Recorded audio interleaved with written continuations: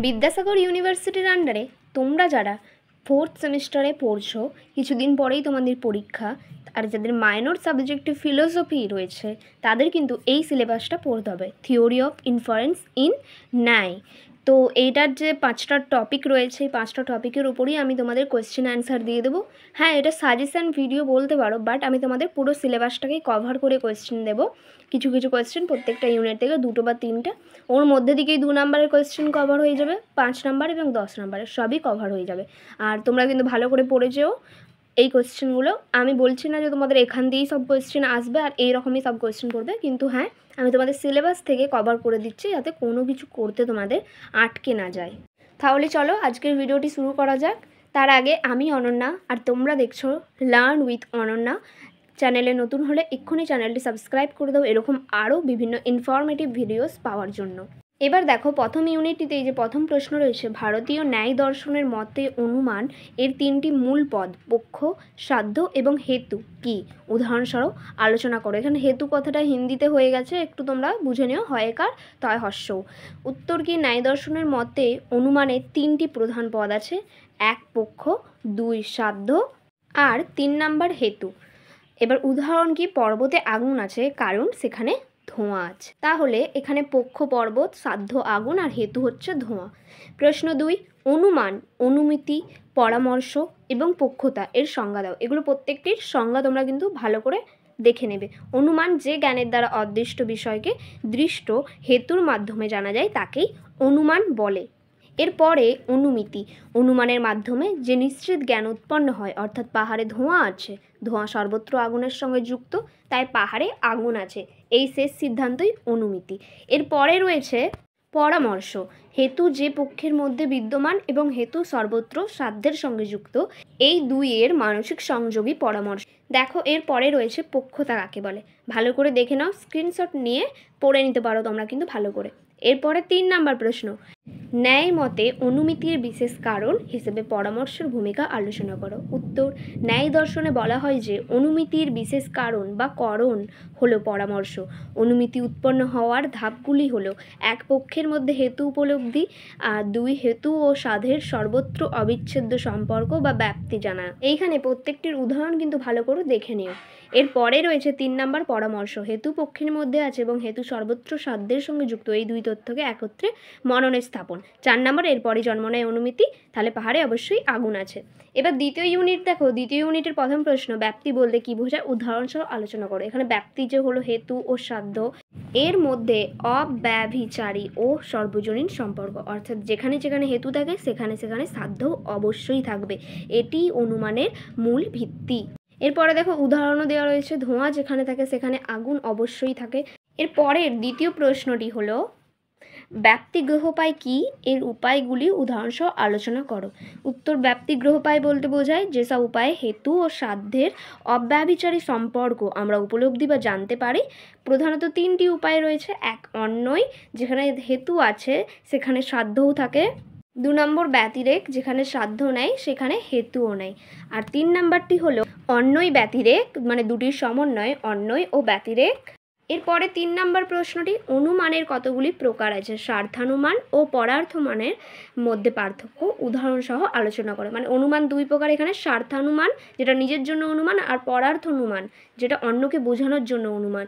স্বার্থানুমানের উদাহরণ কি? পাহাড়ে ধোঁয়া দেখে আমার মনে হলো, মানে আমি মনে মনে অনুমান করি যে সেখানে আগুন রয়েছে। আর পরার্থনুমানের উদাহরণ হচ্ছে প্রতিজ্ঞা, যেমন পাহাড়ে আগুন আছে, হেতু কারণ পাহাড়ে ধোঁয়া রয়েছে, উদাহরণ কি? যেখানে ধোঁয়া আছে সেখানে আগুন থাকে, যেমন রান্নাঘরে।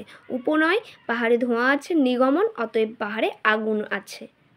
এর পরের ইউনিটটি থেকে যে প্রথম প্রশ্ন, পূর্ববৎ, শেষবৎ ও সামান্যত্ব দৃষ্ট অনুমানের মধ্যে পার্থক্য উদাহরণ সহ আলোচনা করো। উত্তর কি? অনুমানকে প্রকৃতি অনুসারে 3টি বিভাগে ভাগ করা যায়। পূর্ববৎ, যেটার উদাহরণ হচ্ছে আকাশে কালো মেঘ দেখে অনুমান করা যে অচিরেই বৃষ্টি হবে।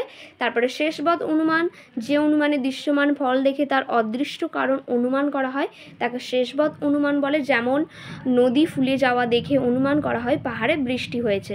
আর 3 নম্বর সামান্যত্ব দৃষ্ট অনুমান, যে অনুমান কোনো কারণ কার্য সম্পর্কের ওপর নির্ভর করে না, বরং সাধারণ অভিজ্ঞতা থেকে প্রাপ্ত নিয়মের উপর ভিত্তি করে হয় তাকে সামান্যত্ব দৃষ্ট অনুমান বলে। উদাহরণ কি, সূর্যের গতি দেখে অনুমান করা হয় যে সূর্যের প্রকৃতি গতিশীল। এরপরে প্রশ্ন নাম্বার 2-এ বলেছে কেবল অন্যই, কেবল ব্যতিরেকী ও অন্যই ব্যতিরেকী অনুমান উদাহরণ সহ আলোচনা করো। উত্তর, হেতু ও সাধ্যের সম্পর্ক বোঝাতে অনুমানকে 3 ভাগে ভাগ করা হয়। প্রথম, কেবল অন্যই অনুমান, যেখানে হেতু সর্বদা সাধ্যের সঙ্গে যুক্ত থাকে এবং কোনো ব্যতিরেক দৃষ্টান্ত পাওয়া যায় না। যেমন এর উদাহরণ হচ্ছে শব্দ অনিত্য, কারণ শব্দ উৎপন্ন, উৎপন্ন জিনিসের সর্বত্র অনিত্য। 2, কেবল ব্যতিরেকী অনুমান, যেখানে হেতুর অনুপস্থিতির দ্বারা সাধ্যের অনুপস্থিতি বোঝানো হয় কিন্তু অন্যয়ের দৃষ্টান্ত পাওয়া যায় না। উদাহরণ, আকাশ অনিত্য নয় কারণ এটি উৎপন্ন নয়। 3 নম্বর, অনিত্য ব্যতিরেকী অনুমান, যেখানে অন্যয় ও ব্যতিরেক উভয়ের মাধ্যমে সাধ্য প্রমাণিত হয়। উদাহরণ, ধোঁয়া থাকলে আগুন থাকে অন্যয়, আর আগুন না থাকলে ধোঁয়াও থাকে না, ব্যতিরেক। এরপরে 3 নম্বর প্রশ্ন, পঞ্চবয়বী ন্যায় কি? উদাহরণ সহ 5টি অবয়ব বিশ্লেষণ করো। উত্তর, অন্যকে বোঝানোর জন্য অনুমান প্রকাশ করার যে পদ্ধতি ব্যবহৃত হয় তাকে পঞ্চবয়বী ন্যায় বলা হয়। এতে 5টি ধাপ বা অবয়ব আছে। 1, প্রতিজ্ঞা, 2, হেতু, 3, উদাহরণ এবং 4 নম্বর হচ্ছে উপনয়ন এবং 5 নম্বর নিগমন, যেটা চূড়ান্ত সিদ্ধান্ত। এরপরের যে 4 নম্বর ইউনিট রয়েছে তার প্রথম প্রশ্ন, লিঙ্গ বা হেতু কি? এর প্রকারভেদ আলোচনা করো। লিঙ্গ বা হেতু হলো অনুমানের কারণ, অর্থাৎ যেই বৈশিষ্ট্যের উপর ভিত্তি করে আমরা কোনো সিদ্ধান্তে পৌঁছই তাকে লিঙ্গ বা হেতু বলে। যেমন ধোঁয়া থেকে আগুন বের হয়। হেতু 3 প্রকার, কেবল অন্যই হেতু, আর কেবল ব্যতিরেকী হেতু এবং 3 নম্বরটা অন্যই ব্যতিরেকী হেতু। এরপরে দেখো 2 নম্বর প্রশ্ন, পক্ষ, সপক্ষ ও বিপক্ষ কি? উদাহরণ সহ ব্যাখ্যা করো। পক্ষ, যে বিষয়ে অনুমান করা যায় তাকে পক্ষ বলা হয়। উদাহরণ, পাহাড়ে ধোঁয়া দেখে আগুন অনুমান করলে পাহাড় হলো পক্ষ। সপক্ষ কি? যেখানে সাধ্য, যা প্রমাণ করতে চায়, বিদ্যমান থাকে তাকে সপক্ষ বলা হয়। সপক্ষের উদাহরণ হলো রান্নাঘর, যেখানে ধোঁয়ার সঙ্গে আগুনও আছে। বিপক্ষ, যেখানে সাধ্য বিদ্যমান থাকে না তাকে বিপক্ষ বলে। উদাহরণ, নদী বা পুকুর, যেখানে ধোঁয়া ও আগুন নাই। এরপরে দেখো 3 নম্বর প্রশ্ন, সদ্ধেতুর লক্ষণগুলি আলোচনা করো। উত্তর, সঠিক বা প্রকৃত হেতুকে সদ্ধেতু বলা হয়। সদ্ধেতুর 3টি প্রধান লক্ষণ আছে, পক্ষসত্ত্ব, সপক্ষসত্ত্ব, বিপক্ষ বৃত্তি। পক্ষসত্ত্ব, হেতু অবশ্যই পক্ষের মধ্যে থাকতে হবে। সপক্ষসত্ত্ব, হেতু সপক্ষে সর্বদা থাকতে হবে। আর বিপক্ষ বৃত্তি, হেতু বিপক্ষে কখনো থাকতে পারে না বা পারবে না। উদাহরণ, নদীতে ধোঁয়া নেই তাই আগুনও নাই। এই 3টি বৈশিষ্ট্য থাকলে অনুমান বৈধ। এরপরের 5 নম্বর যে ইউনিট রয়েছে তার প্রথম প্রশ্ন, হেত্যাভাস কি? এর 5 প্রকার সংজ্ঞা ও উদাহরণ আলোচনা করো। হেত্যাভাসের সংজ্ঞা কি? হেতু হলো অনুমানের কারণ, কিন্তু অনেক সময় এমন একটি হেতু ব্যবহার করা হয় যা প্রকৃত হেতু নয়, তথাপি আপাত দৃষ্টিতে হেতুর মতো মনে হয়। এই ধরনের ভুল বা ভ্রান্ত হেতুকেই হেতাভ্যাস বলা হয়। হেতাভ্যাস আবার 5 প্রকার। সব ব্যভিচার, যেটা অনিয়মিত হেতু, যে হেতু কখনো সাধ্যের সঙ্গে থাকে আবার কখনো থাকে না। উদাহরণ, পাহাড়ে আগুন আছে কারণ সেখানে শীতলতা আছে, কিন্তু শীতলতা সব জায়গায় আগুনের সঙ্গে মেলে না। এরপরে 2 নম্বর, বিরোধী হেতু, যে হেতু সাধ্য প্রমাণ না করে বরং তার বিপরীত প্রমাণ করে। যেমন উদাহরণ, আগুন শীতল কারণ এটি দাহক, এখানে দাহকতা আসলে উষ্ণতার কারণ, শীতলতার নয়। এরপরে দেখো 3 নম্বর, অসিদ্ধ, অপ্রতিষ্ঠিত হেতু। সংজ্ঞা, যে হেতু পক্ষের মধ্যেই প্রতিষ্ঠিত নয়। উদাহরণ কি? আকাশ পুষ্প সুগন্ধযুক্ত কারণ তা ফুল, কিন্তু আকাশ পুষ্প বাস্তবে নেই তাই হেতুটি প্রতিষ্ঠিত নয়। 4 নম্বর কি? শত্রু বা প্রতিপক্ষযুক্ত হেতু, যেখানে প্রদত্ত হেতুর বিপরীতে আরেকটি শক্তিশালী হেতু উপস্থিত থাকে। উদাহরণ, পাহাড়ে আগুন নেই কারণ সেখানে ধোঁয়া আছে, কিন্তু এর বিপরীত যুক্তিও আছে, পাহাড়ে আগুন আছে কারণ সেখানে ধোঁয়া আছে। 5 নম্বর, বাধিত বা কালাতিক্রান্ত, প্রত্যক্ষ দ্বারা খণ্ডিত হেতু। সংজ্ঞা, যখন হেতুটি প্রত্যক্ষ অভিজ্ঞতা বা অন্য কোনো শক্তিশালী প্রমাণ দ্বারা খণ্ডিত হয়। এর উদাহরণ কি?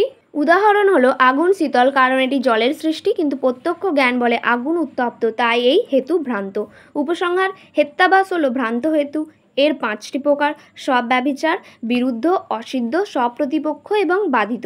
এগুলো জানা থাকলে আমরা কোনো যুক্তি প্রকৃত হেতু এবং কোনটি ভ্রান্ত তা সহজে নির্ণয় করতে পারি। তাহলে আজকের ভিডিওটিতে এইটুকুই, দেখা হবে পরবর্তী ভিডিওতে।